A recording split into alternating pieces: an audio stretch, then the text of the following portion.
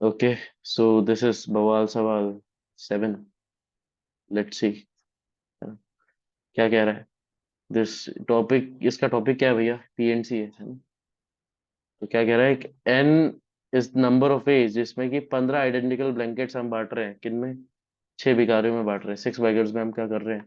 15 identical blankets बांट रहे हैं। और क्या कंडीशन है कि हर किसी को कम से कम एक ब्लैंकेट तो मिलती ही है। अच्छी बात है, सबको एक एक ब्लैंकेट मिलती है। एंड दो पर्टिकुलर बैगर्स ऐसे हैं जिनको बराबर ब्लैंकेट्स मिलेगी, और बाकी और 3 ऐसे हैं जिनको इक्वल ब्लैंकेट्स मिलेगी। Okay, no issues. तो बता दो n/2 क्या होगा।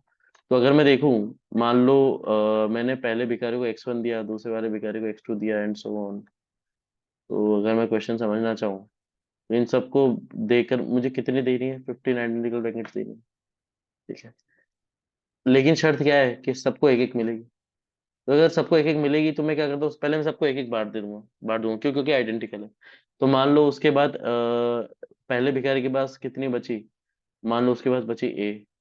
ऐसे भिखारी नंबर 2 के पास बी बची, फिर सी, फिर डी, फिर ई, फिर एफ। ये किसके बराबर हो जाएगा? मतलब मैंने क्या किया, सब में से एक एक निकाल दिया। सबको एक एक बांट दिया तो कितने बचा बेटा? 15 माइनस 6 9। तो यानी कि A plus B plus C plus D plus E plus F की वैल्यू क्या आनी चाहिए? नहीं आनी चाहिए। लेकिन मुझे एक और कुछ और कंडीशन बोली हुई, क्या बोलेगी? 2 पर्टिकुलर बेगर्स हैं, उनको इक्वल ब्लैंकेट्स मिलेगी। तो मान लो बी और सी वो दो भिखारी हैं।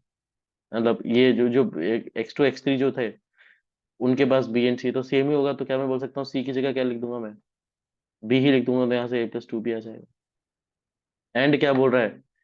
अनादर कोई ऐसे 3 पर्टिकुलर बेगर्स है जिनको इक्वल ब्लैंकेट्स मिलती है। तो मान लो डी एंड डी एफ, ये जो 3 भिखारी थे, x4 x5 x6, इनको क्या मिलेगी? सेम नंबर ऑफ ब्लैंकेट्स मिलेगी। तो इसको भी डी मिलेगी, इसको भी डी मिलेगी, इसको भी डी मिलेगी, ऐसा अज्यूम कर लो। यहाँ से क्या आ जाएगा? a+2b+3d = 9।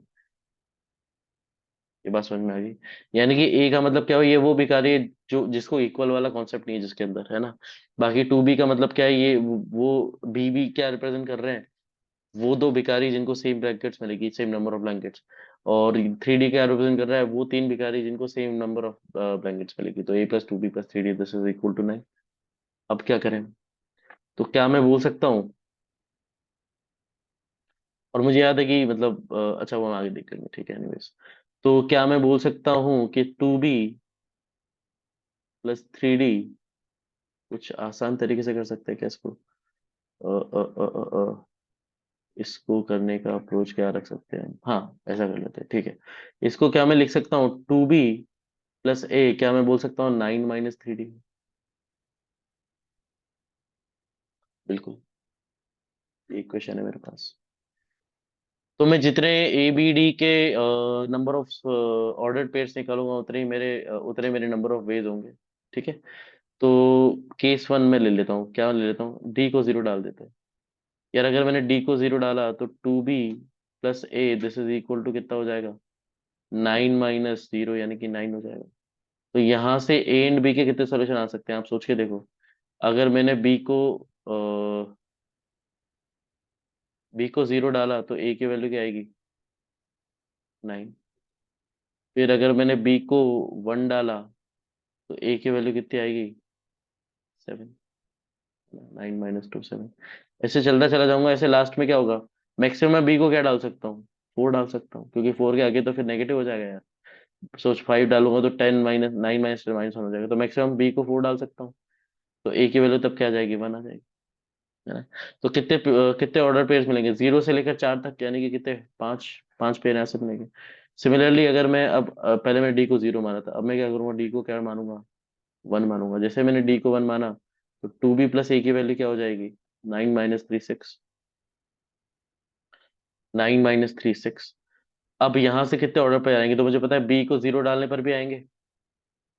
बी को 0 डाल पे ए की वैल्यू कुछ आएगी। ऐसे लेकर मैं कहाँ तक, बी को कहाँ तक लेके जा सकता हूँ? 3 तक। 3 पे वैल्यू आएगी, बी को 3 डालो, एक ए 0 आ जाएगा। तो 0 से लेकर 3 तक तो कितने पेयर मिलेंगे मुझे? 4 यहाँ से मिलेंगे। ठीक है। फिर तीसरा, डी को अब क्या डाल लेते हैं अपन? डी को 2 डाल लेते हैं। जैसे डी को 2 डालेंगे तो 2b+a कितना हो जाएगा? 9 - 6 यानी कि 3। अब मुझे पता है बी को मैं क्या डाल सकता हूँ बेटा? 0। बिल्कुल 0 डाल सकता हूँ।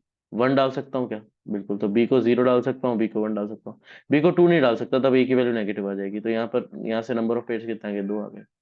ठीक है, तो 5 4 9 10 11।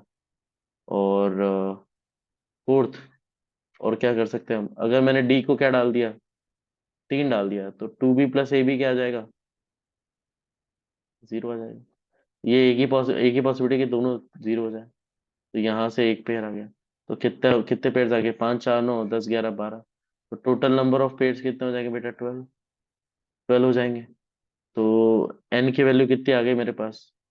तो यही नंबर ऑफ सॉल्यूशंस होंगे, तो एन की वैल्यू कितनी आ गई? 12। तो n/2 कितना हो जाएगा? n/2 6 हो जाएगा। तो the answer will be 6। The answer will be 6। So that's it. Thank you so much.